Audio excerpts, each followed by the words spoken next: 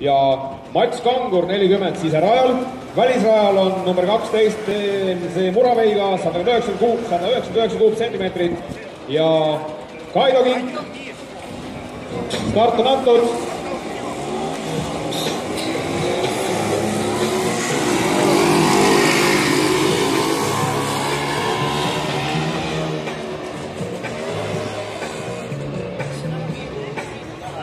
See Muravei on üks imeline ratas, tal puudub vedrustus.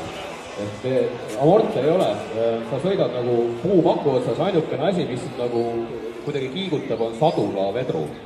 Kujutage ise ette, kuidas ka rada niimoodi läbi tuleks.